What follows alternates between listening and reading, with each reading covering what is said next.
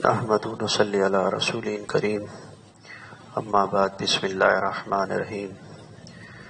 بغیر ذکر کے اور بغیر صحبت اہل اللہ کے کبھی بھی صحیح تعلق مع اللہ قائم نہیں ہوتا۔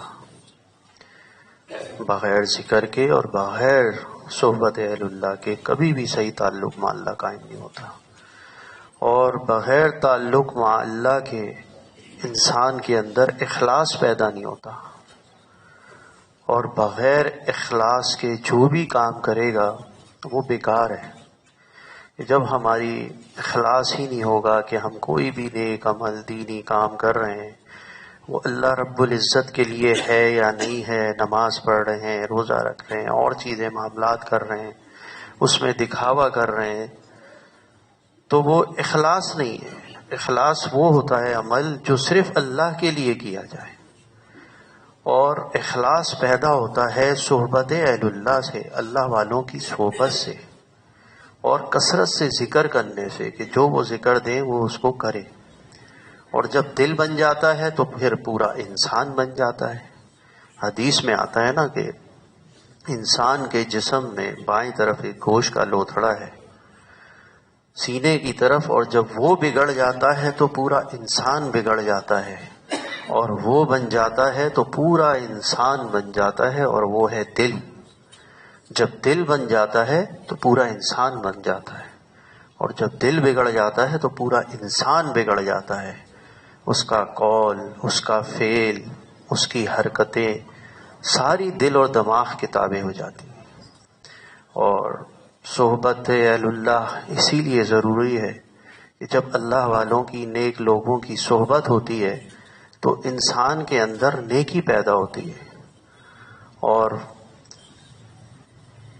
یہ جو اثر ہوتا ہے انبیاء کرام کے اندر تھا، جیسے جو بھی انبیاء کی صحبت میں آ جاتا تھا اس کی دنیا بدل جاتی تھی۔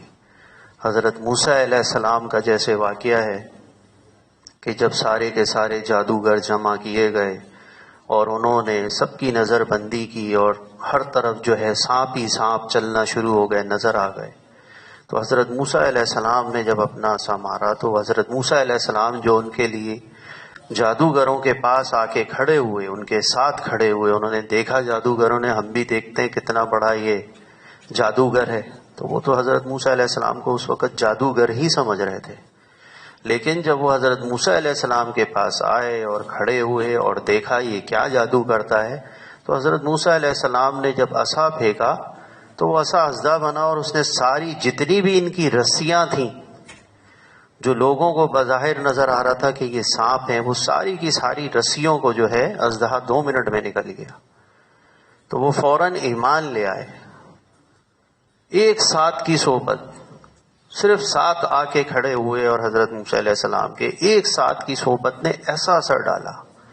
تو شیخ الحدیث حضرت مولانا عبد الواحد صاحب رحمۃ اللہ علیہ فرماتے تھے کہ وہ اثرات جو ہیں درجہ بہ درجہ چلتے ہیں، پیغمبر، صحابہ کرام، تابعی، تبع تابعین، تو حضور پاک صلی اللہ علیہ وسلم سے جتنا زمانہ دور رہتا ہوتا چلا جائے گا، قیامت کے نزدیک ہوگا، اثرات موجود رہیں گے۔ وہ طاقت تو نہیں ہوگی، لیکن پھر بھی کسی نہ کسی درجے میں وہ اثرات ضرور موجود ہوتے ہیں اس زمانے کے اعتبار سے، اور اللہ والوں کے پاس آنے والوں کی اصلاح ہوتی ہے اور ان کا دل بنتا ہے۔ شرط یہ ہے کہ عقیدت، ادب اور اطاعت، کہ عقیدت ہو، ان سے محبت ہو، آپ کو ان کا آپ ادب دل میں رکھتے ہوں، اور ان کی اطاعت کریں، جیسا وہ کہیں اس کے اوپر آپ عمل کریں، تب تو ہے۔ اب شیخ نے کہا کہ بھائی یہ کرنا ہے، اب دل میں آ رہا نہیں یار یہ نہیں، یہ کر لیتا تو اچھا تھا، تو ایسے مرید کا کوئی فائدہ نہیں ہے، ایسے مرید کا کوئی فائدہ نہیں ہے۔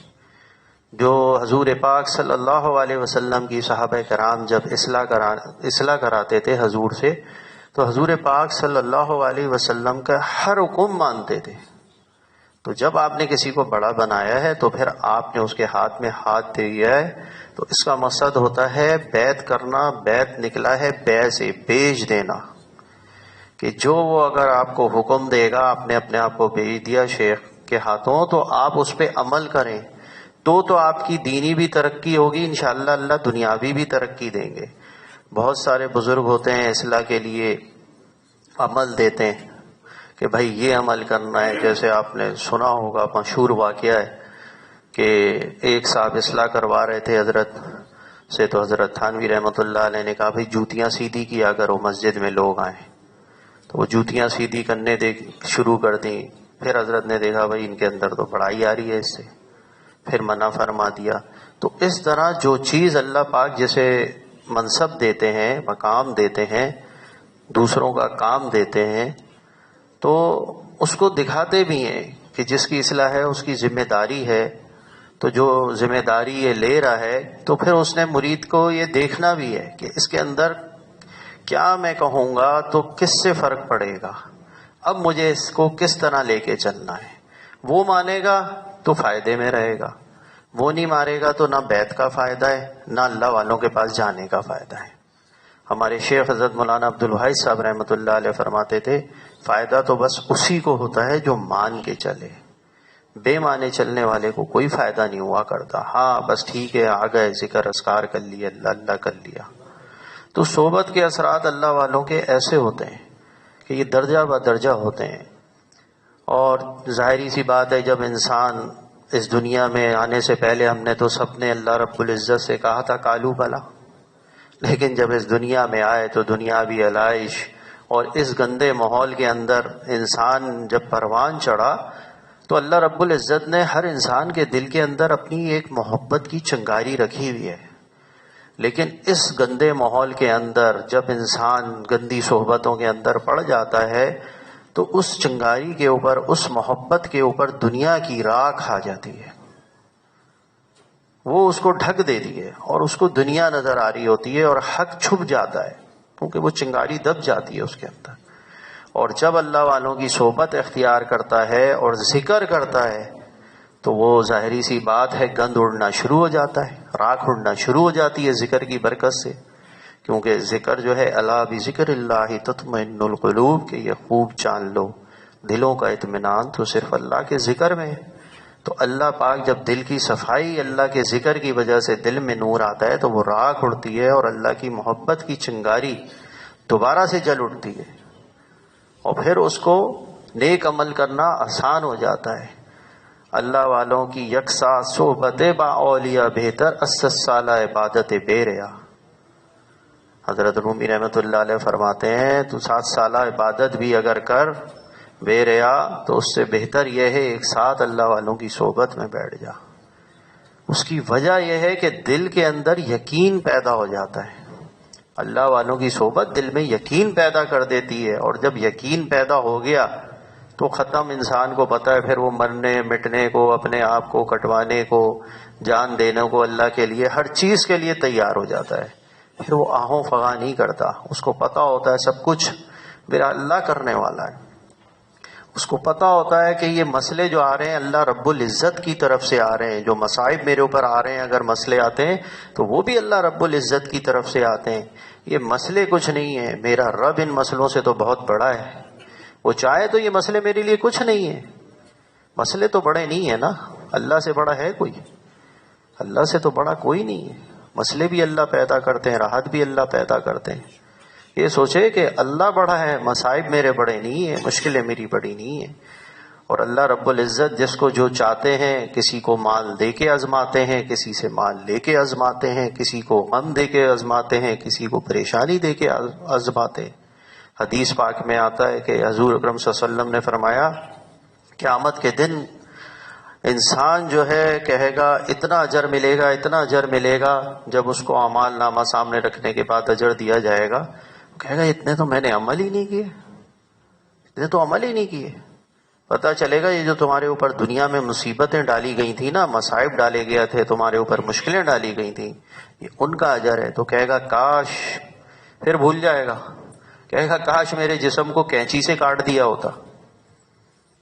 پھر یہ تمنا کرے گا، ابھی تو روتا دھوتا پھر رہا ہوتا ہے نا، اپنی مصیبتیں اس کو سنا رہا ہے، اس کو سنا رہا ہے، اللہ کی شکایتیں لوگوں سے کرتا پھر رہا ہے، یار میرے ساتھ یہ ہو گیا، میرے ساتھ۔ اب وہ کیا کر لے گا بھائی؟ وہ کیا تمہاری مشکل حل کرے گا؟ مشکل کشا تو اوپر بیٹھا ہوا اللہ کی ذات عالی ہے جو تمہاری شہرک سے بھی نزدیک ہے۔ اللہ کی شکایتیں مخلوق سے کرتے پھر رہے ہو تو اتنا اجر ملے گا. حدیث میں آتا ہے کہے گا کینچی سے میرے جسم کو کاٹ دیا گیا ہوتا.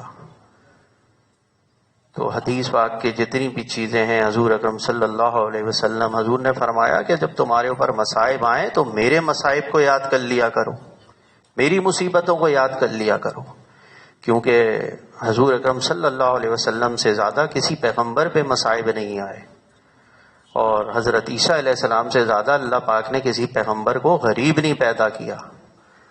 حضرت یونس علیہ السلام سے زیادہ کسی کو سلطنت نہیں دی گئی. تو اللہ پاک نے تو ہر قسم کی چیزیں دکھائی ہیں. تو حضور اکرم صلی اللہ علیہ وسلم پہ کیسے کیسے مصائب آئے, جوتے جو ہے خون میں بھر گئے, لیکن حضور نے برداشت کیا. حضرت فاطمہ رضی اللہ تعالیٰ عنہ فرماتی ہیں ایک بار حضور اکرم صلی اللہ علیہ وسلم سجدے میں تھے تو ابو جہل اور اس کے ساتھی آئے اور آ کے اونٹ کی بھاری اوجڑی جو ہے حضور اکرم صلی اللہ علیہ وسلم کے اوپر رکھ دی. حضرت فاطمہ رضی اللہ تعالیٰ عنہ کو پتہ چلا تو وہ گئیں اور ان کے ساتھ ایک صحابی تھے, انہوں نے ہٹائی. تو بھائی یہ چیزیں ہم لوگ جو ہے جن کے امتی ہیں حضور اکرم صلی اللہ علیہ وسلم کے, ہم اپنے اندر جھانکیں تو اللہ والوں کی صحبت میں بیٹھے تو. ابھی تو ہمارا حال گندا ہے, گندے لوگوں میں رہتے ہیں, گندے معاملات میں رہتے ہیں, گندی چیزیں سوچتے ہیں, عقلیں وغیرہ غلاظت سے معاوف ہیں. ہمارا تو وہ حال ہے کہ مولانا رومی رحمۃ اللہ علیہ فرماتے ہیں ایک وہ لیت پہلے پرانے زمانے میں پخانہ اٹھا کے دور پھینک کے آیا کرتے تھے. تو ایک جمعدار تھا, وہ غلطی سے جو ہے عطر فروشوں کی مارکیٹ میں سے گزرنے لگ گیا. اب جب وہ عطر فروشوں کی مارکیٹ میں سے گزر رہا تھا تو عطر کی تو خوشبو ہی خوشبو, چکرا کے گر گیا. اب لوگ جو ہے اس کو کوئی چپل سنگھا رہا ہے, کوئی کچھ کر رہا ہے کہ جی مرگی کا دورہ پڑ گیا. اتنے میں ایک جمعدار آیا بھاگا ہوا, کہہ رہے اس کو کچھ بھی نہیں ہوا. کتے کی لینڈی لایا, اس کی ناک میں سنگھا دی اور وہ فوراً اٹھ کے بیٹھ گیا. انہوں نے کہا یہ کیا؟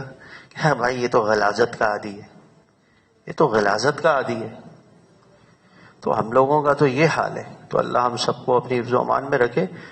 تو آہستہ آہستہ اللہ والوں کی صحبت میں بیٹھے.